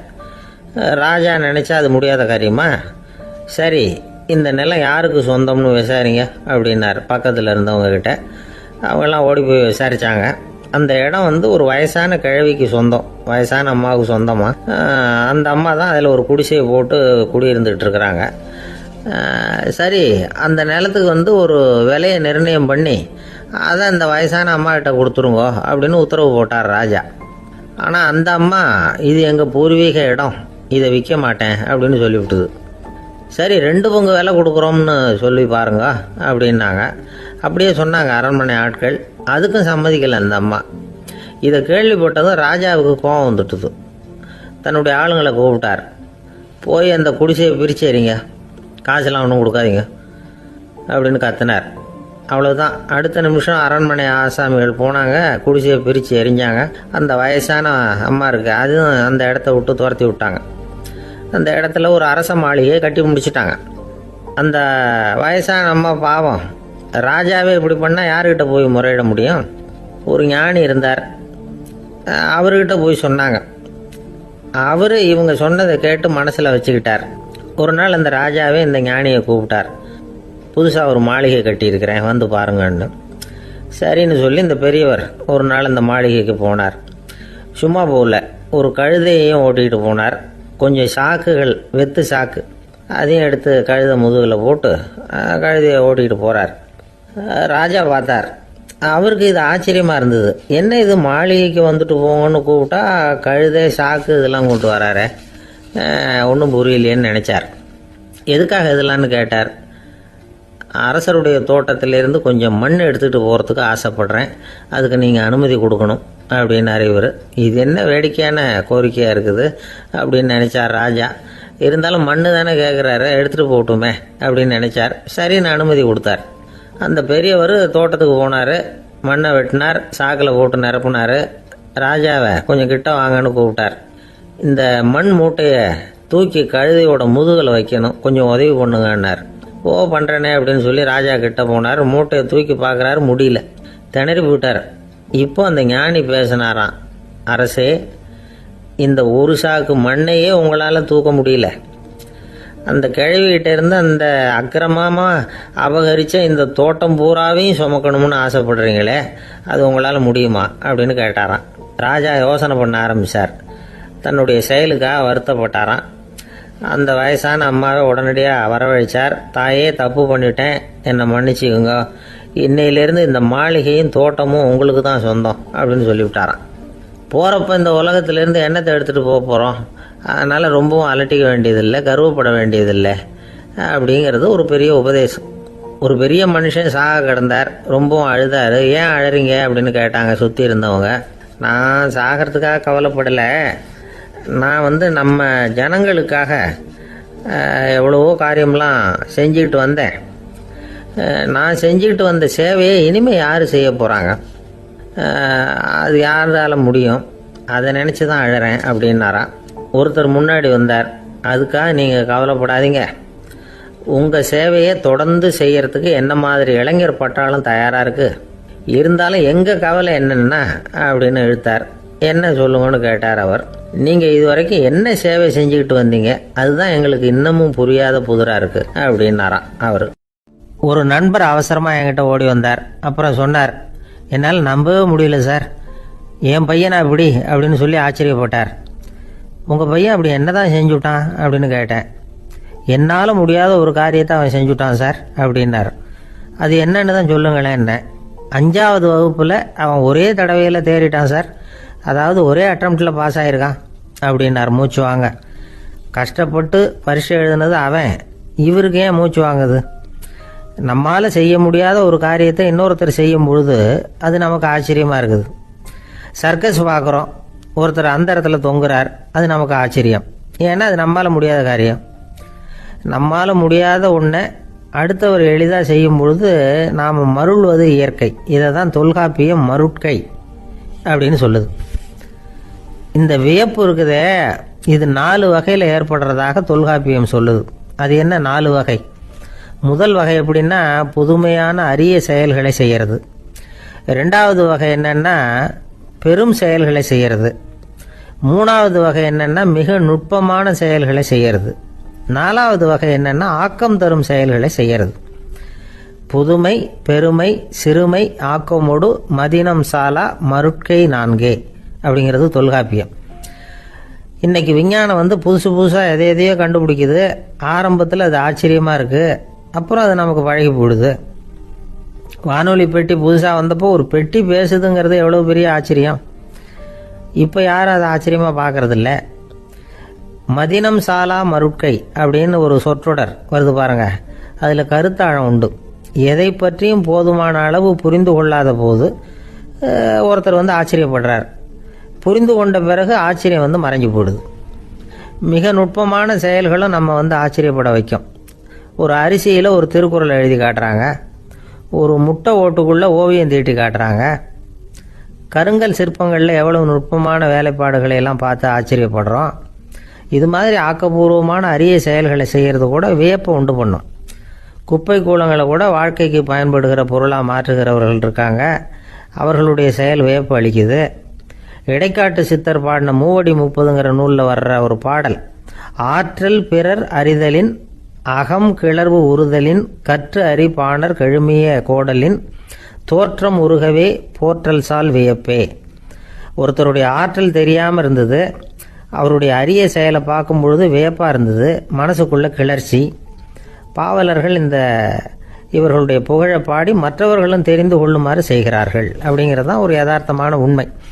ஆக எல்லா வகையிலும் மக்கள் தங்களுடைய வாழ்க்கையில் முன்னேறுவதற்கான வழிகாட்டுகிற ஒரு மெய்ப்பாடு தான் வியப்புங்கிறது. இந்த காலத்தில் நம்ம எப்படியெல்லாம் ஆச்சரியப்பட வைக்கிறாங்க. ஒரு ஆளை பிடிச்சி ஜெயிலில் கொண்டு வந்தாங்க. ஜெயில் அதிகாரி அவனை ரொம்ப ஆச்சரியமாக பார்த்தாரான். இவன் கேட்டான், ஏன் சார் அப்படி பார்க்குறீங்க, நான் இப்போ இங்கே வர்றது உங்களுக்கு ஆச்சரியமாக இருக்குதா அப்படின்னு கேட்டிருக்கான்.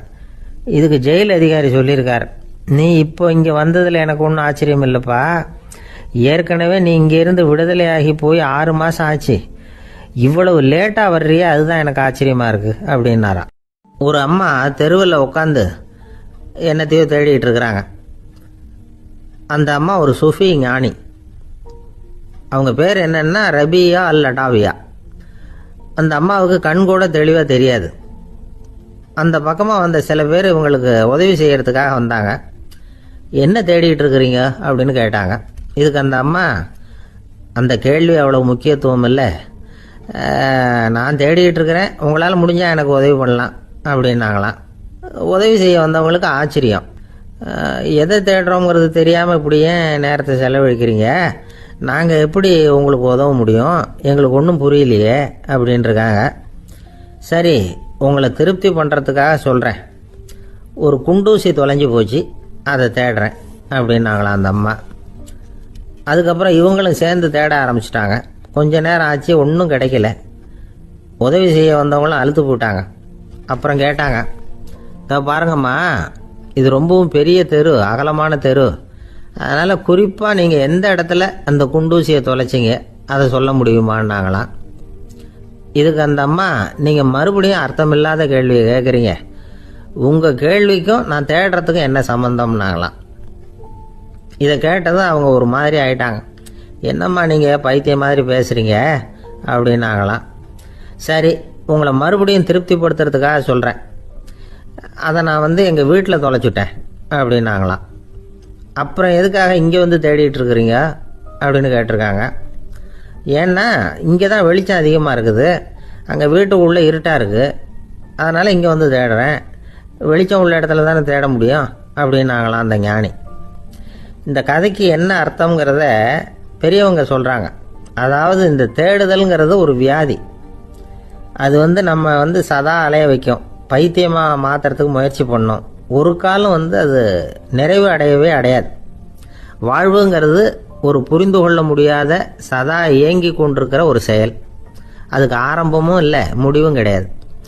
எதையோ தேடணும் அப்படிங்கிற உந்துதல் நமக்குள்ளே இருக்கும், ஆனால் குறிப்பாக எதை தேடிட்டு இருக்கிறோம் அப்படிங்கிறது புரியாது. அப்படி ஏதாவது ஒன்றை தேடி அடைஞ்சிடுறோம்னு வச்சுக்கோங்க, உடனே ஒரு அதிருப்தி வந்துடும். அதனால் வாழ்க்கைங்கிறது சலிப்பு நிறைந்தது அப்படிங்கிற எண்ணத்தை உண்டாக்கிக்கிறோம். ஒன்று அடைஞ்சதுக்கு அப்புறம் இன்னொன்று தேட ஆரம்பிச்சிருவோம். ஆக இந்த தேடல்ங்கிறது நாம் ஒன்று அடைஞ்சாலும் அடையாவிட்டாலும் தொடர்ந்து நடந்துக்கிட்டு தான் இருக்கும். இதுக்கு முடிவே கிடையாது. இந்த உண்மையை நாம் நல்லா புரிஞ்சுக்கணும் அப்படிங்கிறது பெரியவங்களுடைய கருத்து. ஏழையும் தேடுறான், பணக்காரனும் தேடுறான், நோயாளியும் தேடுறான், நோய் இல்லாதவனும் தேடுறான், அதிகாரம் உள்ளவனும் தேடுறான், அதிகாரம் இல்லாதவனும் தேடுறான், முட்டாளும் தேடுறான், அறிவாளியும் தேடுறான். ஆனால் யாரும் இதை தான் தேடி சாதிக்க போகிறோம், இதுதான் முடிவு அப்படின்னு திட்டவட்டமாக சொன்னதில்லை. ஒன்று அடைஞ்சதும் இன்னொன்று தேட ஆரம்பிச்சிடுறாங்க, அவ்வளோதான். அதாவது உங்களின் தேடுபவர் உங்கள் உள்ளே தான் இருக்கிறார், அவரை தேடி கண்டுபிடியுங்கள். இதுதான் ஞானிகள் நமக்கு சொல்லுகிற ஒரு ஆலோசனை. நம்மால் ஒருத்தன் ஜெயிலில் இருந்தான். இன்னொரு கைதி அவனை பார்த்து கேட்டான், ஏன்பா உன்னை பார்க்குறதுக்கு வெளியிலேருந்து யாருமே இங்கே வர்றது இல்லையே, உனக்கு சொந்தக்காரங்களே கிடையாதா அப்படின்னு கேட்டானா. ஏன் இல்லை, எனக்கு சொந்தக்காரங்க நிறைய பேர் உண்டு, அவங்க என்னை பார்க்க வராததுக்கு காரணம் வேற அப்படின்ட்டுருக்கான் இவன். என்ன காரணம்னு கேட்டான் அவன். அதுக்கு இவன் சொன்னானா, அதுக்கு என்ன காரணம்னா அவங்க எல்லாரும் இங்கே உள்ளேயே இருக்கிறாங்க அப்படின்னானா. ஒரு ஆசாமி வேகமாக ஓடிக்கிட்டு இருந்தான். ஏன் இப்படி ஓடுறேன்னு கேட்டார் இன்னொருத்தர். அங்கே ஒரு ஆள் அடிபட்டு கிடக்குறான், அதை பார்த்தேன், உடனே ஓடுறேன்னா. எங்கேன்னு கேட்டார். ஆஸ்பத்திரிக்குன்னா. ஒரு ஆள் அடிபட்டு கிடக்கிறத பார்த்தா உடனடியாக நாம் செய்ய வேண்டியது முதல் உதவி, அதுக்கப்புறம் தான் ஆஸ்பத்திரி. இன்றைக்கி விபத்துங்கிறது சர்வசாதாரணமாக நடந்துக்கிட்டு இருக்குது. வாகன விபத்து, வெடிகுண்டு விபத்து, தீ விபத்து, கட்டடம் சரியறது, பூகம்பம், இப்படி நிறைய நடக்குது. ஒரு விபத்தை பார்த்துட்டா நம்மளில் பல பேர் நமக்கு என்னத்துக்கு வம்புன்னு ஒதுங்கி போயிடுறதும் உண்டு. சில பேர் துணிஞ்சு கிட்ட போய் உதவி செய்கிறதும் உண்டு. அப்படி உதவி செய்ய நினைக்கிறவங்களுக்கு உபயோகப்படுற தகவல் இது. விபத்தில் காயமடைஞ்சவங்களை 3 பிரிவாக பிரிக்கலாமா. முதல் வகை கொஞ்சம் சீரியஸானது, உயிருக்கு உடனே ஆபத்து தரக்கூடியது. மூளை காயம், முகம், கழுத்து காயங்கள், இருதயம், நுரையீரல் காயங்கள், வயத்தில் உள்ளுறுப்பு காயங்கள், அதிகப்படியான இரத்தப்போக்கு, இதனால எல்லாம் பாதிக்கப்பட்டிருந்தால் அது முதல் வகை அப்படின்னு நாமளே மனசுக்குள்ளே முடிவு பண்ணிக்கணும். இவங்களுக்கெல்லாம் உடனடியாக முதல் உதவி கொடுக்கணும். தாமதப்படுத்தாமல் ஆஸ்பத்திரிக்கு கொண்டுகிட்டு போயிடணும். இப்படி கொஞ்சம் எச்சரிக்கையாக நடந்துக்கிட்டால் அவங்களில் பல பேரை காப்பாற்றி போடலாம்.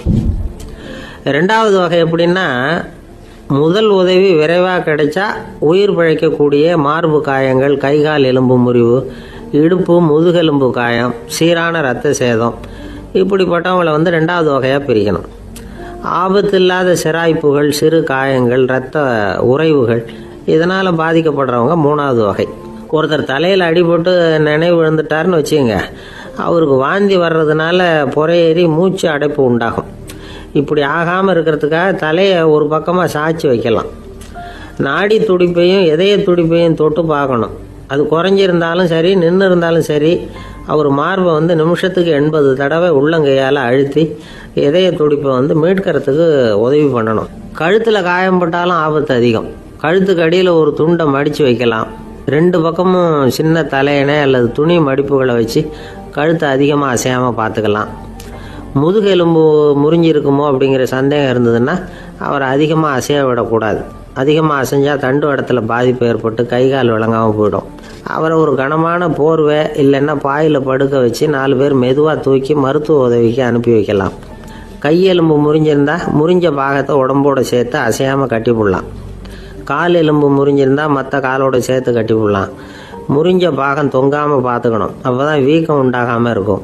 வெட்டு காயம், குண்டடிப்பட்ட காயம், இதிலெல்லாம் ரத்தப்போக்கு அதிகமாக இருக்கும். ரத்தம் வெளியேற ஆபத்து அதிகம். சுத்தமான துணியை பல மடிப்புகளை மடித்து காயத்தின் மேலே வச்சு அழுத்தமாக ஒரு 10 நிமிஷம் பிடிச்சிக்கணும். ரத்தம் நின்ன உடனே காயத்துக்கு கட்டு போடலாம். சில சமயம் காயம்பட்ட பாகத்தை உயரமாக தூக்கி பிடிச்சிக்கிட்டா தான் ரத்த கசிவு நிற்கும். இந்த விவரங்களையெல்லாம் கொஞ்சம் மனசில் வாங்கி வச்சுக்கிட்டோம்னா சமயத்தில் உதவும். ஏன்னா இந்த காலத்தில் விபத்து எந்த ரூபத்தில் எப்போ வரும்னு யூகிக்கவே முடியல. நண்பர் ஒருத்தர் சொன்னார், நேற்றுக்கு பாருங்கள் சார், என் கண்ணு முன்னாடியே ஒரு சின்ன விபத்து நடந்ததுன்னார். என்னன்னு விசாரித்தோம். ஒரு பஸ்ஸில் வந்துக்கிட்டு இருந்தேன். அந்த பஸ்ஸில் பின்பக்கம் படி ஓரமாக நின்றுக்கிட்டு இருந்த ஒருத்தர் ரோட்டில் விழுந்துட்டார். டிரைவர் அதை கவனிக்கலை, நிறுத்தாமல் அவர் பாட்டுக்கு போகிறாருனார். கண்டக்டர் உடனே விசில் கொடுத்து பஸ்ஸை நிறுத்த வேண்டியது தானே அப்படின்னோம். அதுதான் சார் முடியாமல் போச்சுன்னார் அவர். ஏன்னு கேட்டாங்க. தவறி கீழே விழுந்ததே அந்த கண்டக்டர் தான் சார் அப்படிங்கிறார். ஒரு நாள் ராமர் அரசவையில் உட்காந்துருக்கிறார். ராமராஜ்யம் நடந்துக்கிட்டு இருந்த நேரம். அந்த சமயத்தில் ஒரு நாய் அரச சபைக்கு வந்துதான். அது தலையில் அடிபட்டு ரத்தம். அந்த கோலத்தில் அது அங்கே வந்தது. எல்லாரும் ஆச்சரியமாக அதை பார்த்தாங்க. ராமரும் அந்த நாயை பார்த்தார். நீங்கள் வந்த காரியம் என்ன நடந்தது, எதுவாக இருந்தாலும் பயப்படாமல் சொல்லு அப்படின்னார். உடனே அந்த நாய் மெதுவாக சொல்ல ஆரம்பிச்சுதான். ஐயா, நான் தெருவில் போய்கிட்டு இருந்தேன். வழியில் ஒருத்தர் வந்தார். அவர் வேத சாஸ்திரம்லாம் படித்த பெரியவர். அவர் எந்த காரணமும் இல்லாமல் அவர் கையில் வச்சுருந்த குச்சியால் என் தலையில் அடிச்சுட்டார். அதுதான் தலையில் ரத்தம். இதை நீங்கள் விசாரித்து தகுந்த தீர்ப்பு வழங்கணும் அப்படின்னு தான் அந்த நாய். ராமர் பார்த்தார். உடனே தன்னுடைய காவலர்களை அனுப்புனார். அந்த ஆளை எங்கே இருந்தாலும் போய் கொண்டுகிட்டு வாங்க அப்படின்னு விட்டார். காவலர்கள் போனாங்க. அந்த ஆளை பிடிச்சி கொண்டு வந்துட்டாங்க. அரண்மனைக்கு வா அப்படின்னு சொல்லி கூப்பிட்டுட்டு வந்துட்டாங்க. என்ன நடந்ததுன்னு விசாரித்தார் ராமர். அதுக்கு அந்த ஆள் சொன்னார், நான் வீதி வழியாக வந்துக்கிட்டு இருந்தேன். குறுக்க இந்த நாய் வந்தது. நான் அவசரமாக போய்கிட்டு இருந்தேன். இது எனக்கு வழி விடாமல் குறுக்க பூந்து இடைஞ்சல் பண்ணிச்சு. எனக்கு கோபம் வந்துட்டுது. அதனால் அடிச்சுட்டேன். வேத சாஸ்திரம் படித்த நான் என் வசம் இழந்து கோபப்பட்டது பெரிய தப்பு தான். அதை நான் ஒத்துக்கிறேன். குற்றத்தை ஒப்புக்கொள்கிறேன். எனக்கு என்ன தண்டனை கொடுக்கணுமோ அதை கொடுங்க, ஏற்றுக்கிறேன் அப்படின்னு விட்டார். சரி, இப்போ அந்த ஆளுக்கு தண்டனை கொடுக்கணும். என்ன தண்டனை கொடுக்கறது யோசனை பண்ணார் ராமர். அதையும் அந்த நாய்கிட்டே கேட்டார். நீயே சொல்லு, என்ன தண்டனை கொடுக்கலாம் இவருக்கு அப்படின்னார்.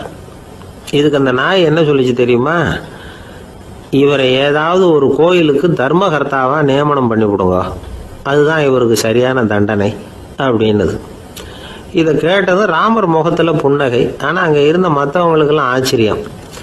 அது எப்படி, தப்பு செஞ்சவங்களுக்கு தண்டனை கொடுக்கறது தானே நியாயம், அதை விட்டுவிட்டு தர்மகர்த்தா பதவியை கொடுக்க சொல்லுது இந்த நாய் அப்படிங்கிற ஆச்சரியம். இந்த சந்தேகத்தை அந்த நாய்கிட்டே கேட்டாங்க அங்கே இருந்தவங்க. இதுக்கு அந்த நாய் பதில் சொல்லிச்சான். நான் போன பிறவியில் ஒரு கோயிலுக்கு தர்மகர்த்தாவாக இருந்தேன். எவ்வளவோ கவனமாக எச்சரிக்கையாக தான் என்னுடைய கடமைகளை எல்லாம் செஞ்சுக்கிட்டு வந்தேன். அப்படி இருந்தாலும் சில சமயங்களில் என்னையும் மீறி கோயில் செல்வத்தை நான் அனுபவிக்கிறதுக்கு காரணம் ஆயிட்டேன்.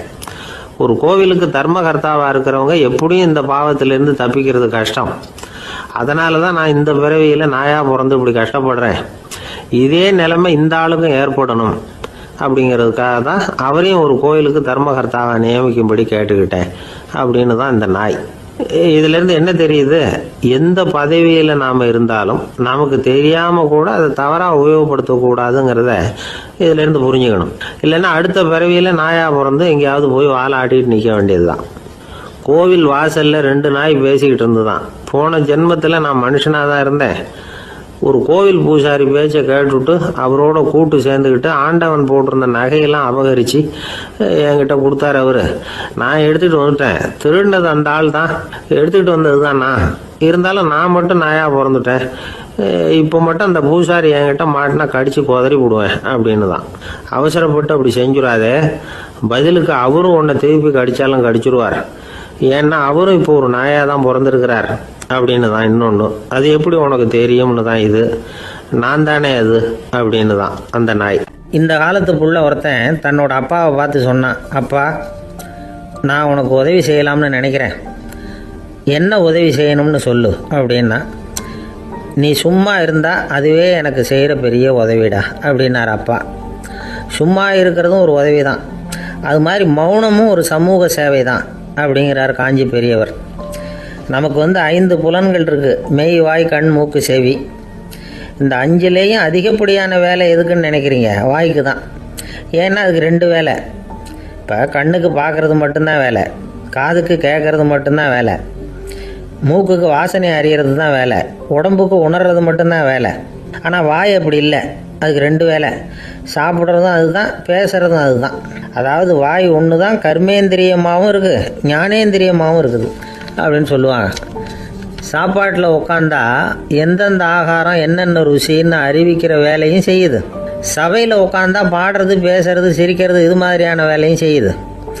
இன்னொரு வித்தியாசம், கண்ணு, காது, மூக்கெல்லாம் ஸ்ட்ரெயின் பண்ணிக்கிட்டு வேலை செய்கிறதில்ல. ஒரு ரோஜா பூவை பார்த்தா உடனே மூக்கு அப்படியும் இப்படியும் அசைய ஆரம்பிக்கிறது இல்லை. ஒரு சங்கீதத்தை கேட்ட உடனே காது ஆட ஆரம்பிக்காது. ஆனால் வாய் அப்படி இல்லை, அது பேசினாலும் சரி சாப்பிட்டாலும் சரி அசைஞ்சு தான் ஆகணும். ஆக மற்றதை விட வாய்க்கு வேலை ஜாஸ்தின்னு தெரியுது. சாப்பிட்றது, பேசுறது அப்படின்னு 2 காரியம் அதுக்கு. இப்படி 2 காரியம் இருக்கிறதுனால அது 2ஐயும் பாதியாக குறைச்சிக்கணுங்கிறது கடவுள் அபிப்பிராயமாக இருக்கணும் அப்படிங்கிறார் காஞ்சி பெரியவர். ஆனால் இப்போ நாம் அப்படியா நடந்துக்கிறோம்? அதுக்கு நேர்மாறாக நடந்துக்கிறோம். நாம் சாப்பிட்றதும் அதிகம், பேசுகிறதும் அதிகம். 2 வேலையையும் தேவைக்கு அதிகமாகவே செய்கிறோம். வாய் தான் ரொம்ப ஓவர் ஒர்க்குடு. அதுக்கு ஓய்வு கொடுத்தா உடம்பும் நல்லாயிருக்கும், உலகமும் நல்லாயிருக்கும். மௌன விரதம் இருக்கிறதெல்லாம் எதுக்காக நினைக்கிறீங்க? இதுக்காக தான். இந்த காலத்தில் மௌனமாக இருக்கிறவங்கெல்லாம் மகத்தான தொண்டு செய்கிறாங்க அப்படின்னு தான் சொல்லணும். சத்தம் அதிகமாக போய் தான் சவுண்டு பொல்யூஷன் வருது. அது மட்டும் இல்லை, மௌனமாக இருந்தால் சண்டை சச்சரவே வராது. மௌனம் கலக நாஸ்தி. ஆக இதுவும் ஒரு சமூக சேவை தான். நமக்கு தான் வாய் இருக்குதுங்கிறதுக்காக வசமாக சாப்பிட்றதும் தப்பு, வளவளன்னு பேசுகிறதும் தப்பு. ஒரு கருத்தை சொல்கிறதுக்கு ஒரே ஒரு சொல்லு போதும் அப்படின்னு இருக்கும்பொழுது 2 சொற்களை செலவு பண்ணாதே. எவ்வளவு சொன்னாலும் அதனால் ஒரு பயனும் விளையாது அப்படின்னு தெரிய வருமேயானால் அந்த ஒரு சொல்லையும் விரயம் பண்ணாதே அப்படிங்கிறார். ஒரு அறிஞர். எல்லா குணங்கள்லேயும் மௌனம்தான் சிறந்தது அப்படிங்கிறார் ஒருத்தர். மௌனமாக இருக்கிறது மூலமாக மற்றவர்கள் குறைகளை நம்மளால் தெரிஞ்சுக்க முடியும். அதே சமயத்தில் நம்மகிட்ட இருக்கிற குறைகளை மற்றவங்களுக்கு தெரியாமல் மறைச்சிக்கவும் முடியுங்கிறார் அவர். உண்மைதானே. ஒரு பெரிய மேடை பேச்சாளர், பொது வாழ்க்கையில் 25 வருஷ காலமாக ஈடுபட்டிருக்கிறவர். அவர் மனைவி ஒரு நாள் சொன்னாங்க, எங்கள் வீட்டுக்காரர் 25 வருஷ காலமாக பொது வாழ்வில் ஈடுபட்டிருந்தா கூட இந்த மாதம் 10ஆம் தேதியிலிருந்து தான் மக்களுக்கு சேவை செய்ய ஆரம்பிச்சிருக்கார் அப்படின்னு நாங்கள் ரொம்ப பெருமையாக. 10ஆம் தேதிக்கு அப்படி என்ன விசேஷம் அப்படின்னு கேட்டோம். அன்னையிலேருந்து தான் அவர் மேடையில் பேசுகிறத நிறுத்தினார் அப்படின்னாங்க அந்த அம்மா. நம்மக்கிட்ட ஒருத்தன் தப்பாக நடந்துக்கிட்டானா உடனே நாம் என்ன செய்வோம்? கையை ஓங்கிட்டு அவனை அடிக்க போவோம். நாம் அவங்ககிட்ட அவனை விட ஒருபடி மேலாக தப்பாக நடந்துக்குவோம். ஆனால் பெரியவங்கள்லாம் அப்படி நடந்துக்கிறது இல்லை. இன்னா செய்தாரை ஒருத்தல் அவர் நாண நன்னயம் செய்து விடல் அப்படின்னு வள்ளுவர் சொல்லியிருக்கார் இல்லையா? அதுக்கு தகுந்த மாதிரி நடந்துக்குவாங்க. பாயசித் விஸ்தாமிங்கிறவர் ஒரு பெரிய ஞானி.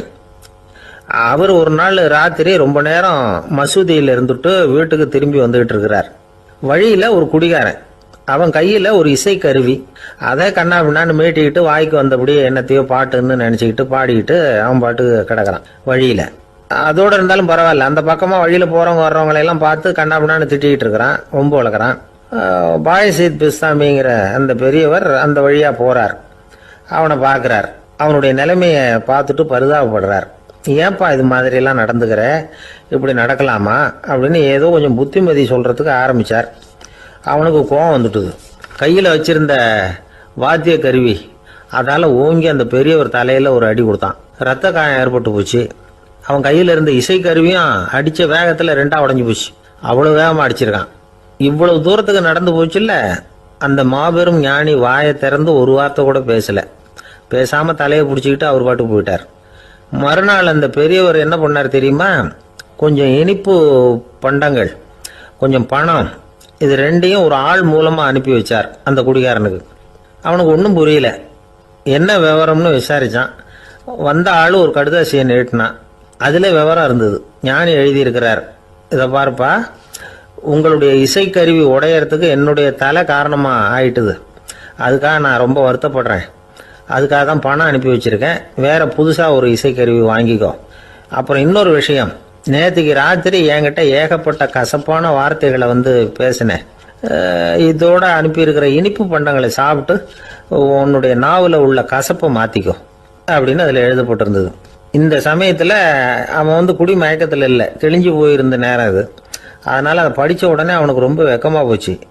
தலை குனிஞ்சான், யோசனை பண்ணான். கொஞ்ச நேரத்தில் தன்னுடைய நண்பர்கள் சில பேரையும் கூப்பிட்டுக்கிட்டு நேராக அந்த ஞானி இருக்கிற இடத்துக்கு ஓடினான். அவர் காலில் விழுந்தான். அவர்கிட்ட மன்னிப்பு கேட்டுக்கிட்டான். பெரியவங்களே தெரியாமல் நான் இந்த பாவ செயலை பண்ணிவிட்டேன், என்னை மன்னிச்சுங்க. உங்களுடைய பொறுமையும் போதனையும் என்னுடைய கண்ணை திறந்துட்டுது. இனிமேல் நானும் என்னுடைய நண்பர்களும் நல்ல வழியில் திருந்தி வாழ போகிறோம் அப்படின்னா. ஞானி செய்த நன்னயம் குடிகாரனை எப்படி திருத்திருக்கு பார்த்தீங்களா? இந்த கதையை கேட்டுவிட்டு ஒருத்தர் சொன்னார், என் வாழ்க்கையில் கூட அப்படி ஒரு சம்பவம் நடந்தது சார். நானும் ஒரு நாள் ராத்திரி ஓவராக குடிச்சிட்டு ஒரு கிட்டாரை வாசிச்சுக்கிட்டு கண்ணாபின்னான்னு உளறிக்கிட்டு திட்டிக்கிட்டு இருந்தேன். அந்த சமயம் அந்த வழியாக ஒருத்தர் வந்தார்.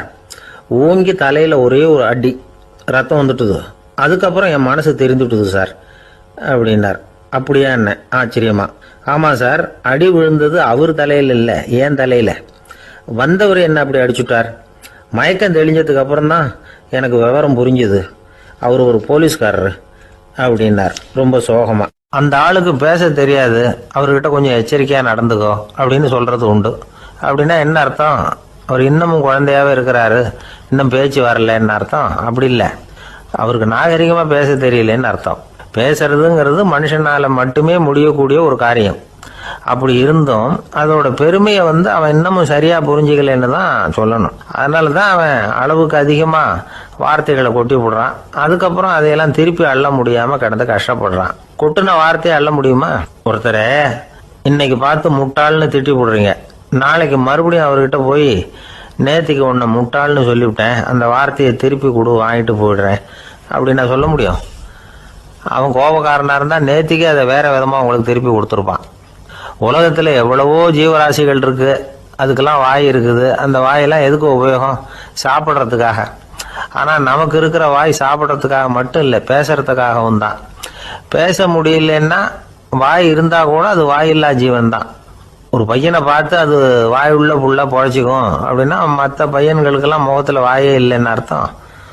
அப்படி இல்லை, அந்த பையன் கொஞ்சம் கெட்டிக்காரத்தனமாக பேசுவான்னு அர்த்தம். அதனால் எப்படி பேசணும் அப்படிங்கிறத நாம் முக்கியமாக தெரிஞ்சுக்கணும். இதுக்கு 8 விதமான குறிப்புகளை நம்ம பெரியவங்க சொல்லியிருக்கிறாங்க. பேச்சுக்கு 8 அங்கங்கள் உண்டு அப்படின்னு அவங்க சொல்கிறாங்க. அதெல்லாம் என்னென்ன அப்படின்னா உண்மை, நன்மை, அன்பு, நிதானம், இனிமை, ஆழம், சமயம் அறிதல், சபை அறிதல். இந்த 8 தன்மையும் பேச்சில் இருக்கணுமா. இதையே கொஞ்சம் விவரமாக சில பேர் போர்டில் எழுதி வச்சுருப்பாங்க. அதாவது எழுத்துலையாவது அதெல்லாம் இருக்கட்டுமே அப்படின்னு நினச்சி நீங்கள் கூட சில இடங்களில் இதை பார்த்துருக்கலாம். அதாவது உண்மையே பேசுக, நன்மையே பேசுக, அன்பாக பேசுக, நிதானமாக பேசுக, இனிமையாக பேசுக, ஆழமுடையதாக பேசுக, சமயம் அறிந்து பேசுக, சபை அறிந்து பேசுக, இப்படி எழுதி வச்சிருப்பாங்க. இந்த 8 அம்சமும் சரியாக பொருந்தி இருந்தால் தான் அது பேச்சு. மற்றதெல்லாம் பேச்சாயிடாது. பேச்சு ஒரு சிறந்த கலை. எல்லாத்தையும் விட பேசாமல் இருந்தும் பழகணும், அது ரொம்ப முக்கியம். உண்மையே பேசணும். சத்தியத்துக்கு மதிப்பு கொடுக்குறவங்கள தான் சரித்திரம் மதிக்கும். உண்மை பேசினா மட்டும் போதாது, அந்த உண்மையில் நன்மை கலந்துருக்கணும். கொலைகாரனுக்கு பயந்துக்கிட்டு ஒருத்தன் உங்கள் வீட்டுக்குள்ளே ஒளிஞ்சிருக்கிறான். அந்த முரட்டு ஆசாமி கையில் அறிவாளோடு வந்து அவங்க வந்தானான்னு உங்ககிட்ட கேட்குறான்னு வச்சுங்க. உண்மைதான் உயர்வு தரும் அப்படின்னு நினச்சிக்கிட்டு ஆமாம் உள்ளே தான் இருக்கிறான், அடுப்பங்கரையில் குதிருக்கு பின்னாடி உட்காந்துருக்கிறான், போய் பிடிச்சிட்டு போங்க அப்படின்னு சொல்லுவீங்க. அது நன்மை இல்லாத உண்மை. அதனால் பிரயோஜனம் கிடையாது. அதே மாதிரி உங்கள் பேச்சில் அன்பு இருக்கணும், நிதானம் இருக்கணும், இனிமை இருக்கணும், சிந்தித்து பேசணும், சமயம் அறிந்து பேசுறதும் முக்கியம். அதை பற்றி நமக்கு வேற யாரும் சொல்லிக் கொடுக்க வேண்டியதில்லை. எந்த நேரத்தில் யாருக்கிட்ட எப்படி பேசினா காரியம் நடக்கும் அப்படிங்கிறது நமக்கு நல்லா தெரியும். அது கைவந்த கலை. அவையறிந்து பேசுகிற திறமை பேச்சாளர்களுக்கு ரொம்ப அவசியம். அது இல்லைன்னா நிலைமை பரிதாபமாயிடும். ஒரு பேச்சாளர் ரொம்ப மும்முரமாக பேசிக்கிட்டே இருந்தாராம். ரொம்ப நேரம் நிறுத்தவே இல்லை, பேசிக்கிட்டே இருக்கிறாரு. சபையில் இருந்தவங்கலாம் ஒவ்வொருத்தரும் எழுந்திரிச்சு போய்கிட்டே இருக்கிறாங்க. கடைசியில் 2 பேர் தான் அக்கறையாக பேசுகிறவரை கவனிச்சுட்டு உட்காந்துருந்தாங்களாம். மேடையில் பேசிக்கிட்டு இருந்தவர் அவங்கள பார்த்து சொன்னாராம், எனக்கு கூட்டம் முக்கியம் இல்லை, எவ்வளவு பேர் என் பேச்சை கேட்குறாங்க அப்படிங்கிறது முக்கியம் இல்லை. நீங்கள் 2 பேராவது ஊக்கமாக என்னை கவனிச்சுக்கிட்டு உட்காந்துருக்குறீங்க, அது போதும். உங்களுக்காகவே நான் பேசிக்கிட்டு இருக்கிறேன் அப்படின்னார். இதை கேட்டதும் உட்காந்துருந்த 2 பேரில் ஒருத்தர் எழுந்திருச்சு, அப்படி இல்லைங்க,